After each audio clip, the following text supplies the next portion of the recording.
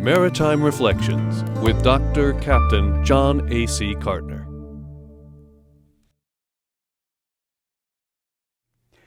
Today I will talk about the prisoner of Panama and the Panamanian Gulag. Panama lives by its maritime proximity. The canal and concomitant trade caused by its accident of geography and American money and effort and current influence have created an economic boom in Panama. So Panama is different than the rest of Central America. Do not be fooled. Glitz and the patina of wealth hide some essential truths about Panama. The criminal justice system in Panama is a sham. Well, so what? Well, the criminal justice system in any state is the only thing which keeps state tyranny against its people and foreigners at bay. It stands between you and me and anyone else in cases of false accusation, abuse of detention, fairness of trial, and fairness of outcome. Is this theoretical? I mean, after all, they're bad people. Well, to be sure. However, a pillar of law and theory is the concept that no person is bad until shown to be so in guilt in a court of good jurisdiction where conviction is obtained by fair presentation of the evidence and the opportunity for a fair defense and the fair conduct of a trial to show innocence or guilt. Panama cannot do that, and in the case I will talk about today, perversely uses the defects in its system, designed and accidental, to defeat criminal justice. The result is a government which is dangerous to the rights of any person in the state, especially seafarers. Captain Svetlozar Lyubomirov Sobadzhiev was a master of the Moss trader. Captain Sobadzhiev is Bulgarian. The vessel, chartered by Seaboard Shipping and operated from the Netherlands, had been running the Central American Caribbean range for years under his command. Captain Sobadzhiev is experienced, savvy, and has not a blemish on his record in either his profession or in the law.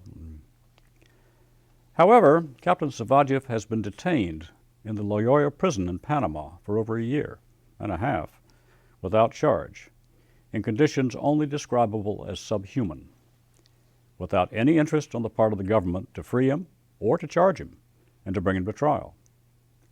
Therefore he waits and rots as the pawn of a corrupt and broken criminal system. And there are many others like him, waiting, bribing guards for soap, paying for toilet paper, fearing for their lives if the wrong person is crossed. 6 to a cell the size of a small living room in the West. Panama has its own gulag. So the prisoner of Panama is in the Panamanian Gulag, perhaps forever.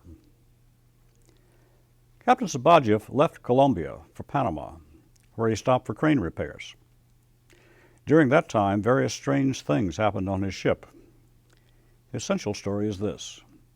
161 kilos of cocaine were placed aboard and put in the forecastle shelter deck in plain view. The place was open to all officers and ratings, and most had keys. Various people came aboard, and eventually the Fiscalia, customs officers, arrived. Officers and ratings were interviewed. Statements were taken. Curiously, all the statements from officers and ratings used the same words and terms and phrases. Captain Sobadzhiev was arrested under the theory that he was the master and had some sort of divine knowledge of all things on the vessel. Fiscalia let the officers and crew leave the country. The master was sent to detention at Loyola. Rather than dealing with the master as the person aboard who is just as concerned as the authorities with contraband on his vessel, the Panamanians arrested him on the flimsiest of charges, under quite suspect procedures and with no sworn evidence. By releasing the officers and ratings, they have no witnesses they can readily bring to court, and the prosecutors now will not bring the case because they know it's flimsy. But under Panamanian drug laws, highly influenced by the U.S. war on drugs, a person charged in a drug crime in Panama cannot be placed on bail by bond. Attempts to get Captain Sobadzhiev moved to a more humane condition have been ignored. After all, it's a drug crime, although not proven. Panama has rigged its laws to edge right up to the presumption of innocence without ever technically crossing it.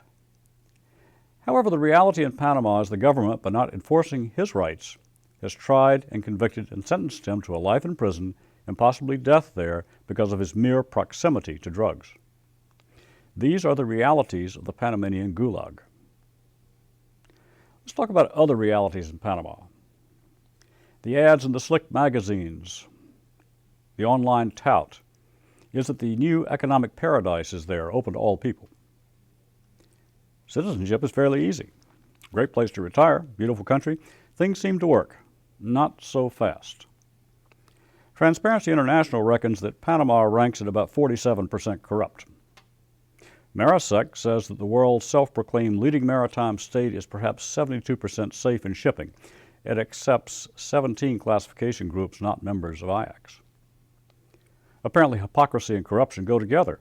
The Coast Guard has Panama squarely in its sights for port state control targeting. The World Bank says the government is about 60% effective. Its regulatory authority is about 70% effective. The rule of law is a flat failure at 50%, and its control of corruption is also a failure at 54%. It is only about half politically stable at 49%. Now, what does that mean? The place is perceived as corrupt and does little to control corruption. It has no effective rule of law. The revolution is around the corner because of its political instability. Sleaze, though, has its benefits. Panama is the big dog in the IMO. Why? Because tonnage rules. The states with the most tonnage pay the most money. What Panama wants at the IMO, Panama gets. This state, which signs up more tonnage than any other state, uses a measurement quirk to put controlling money into the IMO, a clear sign of sleaziness, if not corruption. Many of the impossibly slow and bizarrely weak positions taken by the IMO on various matters in the past can be directly traced to one thing. Panama pays the most into the IMO of any state, and therefore Panama gets what it wants, including shelving things at its convenience, things sorely needed by the industry. Do not be fooled by Panama. It knows exactly what it's doing, and it does it very efficiently, and pays for it handsomely. The results? The overall results for the man on the ship? The Panamanian Gulag and the prisoner of Panama. This includes the incarceration of Captain Sobadzhiev and those like him. As long as things look superficially good, Panama is happy. Do not scratch the surface, however. You will find dirt, corruption, a broken justice system, and a government more interested in its own well-being than those of its people and guests. Seafarers fear the most, according to BEMCO and others surveying them, false imprisonment and criminalization.